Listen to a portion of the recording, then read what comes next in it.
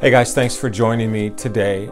This past Sunday, we talked about the holiness of God. And the biblical concept of holiness is grounded in the idea of being set apart, of being distinct, and of being pure.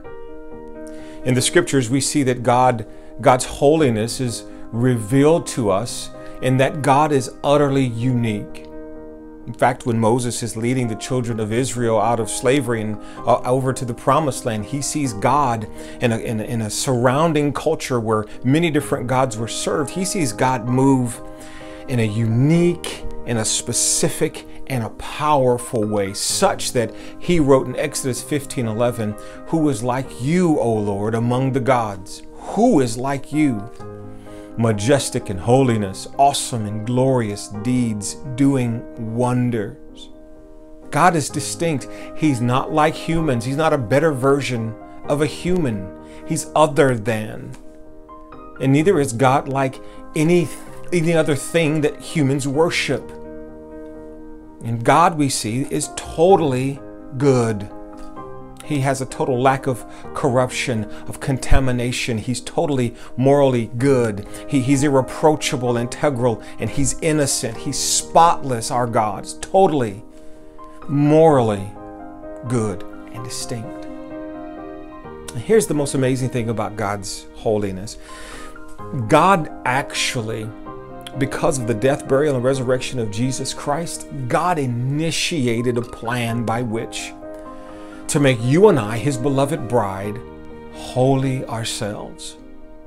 In fact, the Apostle Paul said this in Ephesians 5:25, where he says, "Husbands, love your wives." Preach, pastor, go on, preach that thing. I know the husbands are like, go on, lady.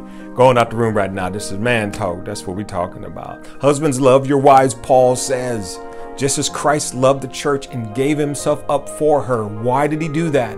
To make her holy, cleansing her by the washing with water through the word, and to present her to himself as radiant church, without stain or wrinkle, without any other blemish, but to present her to himself as holy and blameless.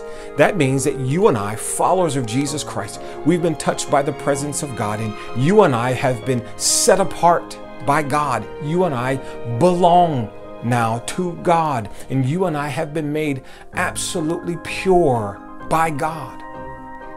And because of that, I've asked us to do three things. The first thing is care about your conduct and your community.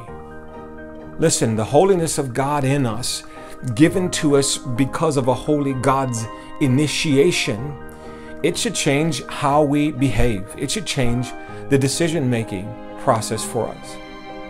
But it also should change our love for one another. I mean, our love for one another should be growing. So let me ask you, is there an area of your life where you are making decisions, doing the thing that you know God is not pleased with? Or you might be the kind of person who you make the right decisions, you're disciplined. You don't drink or chew or don't run with those who do. But your love for people has not grown. The people around you would look at you and could swear that you are not changed at all by this God. Is that true for you?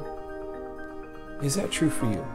Here's the second thing. Be distinct and be unique.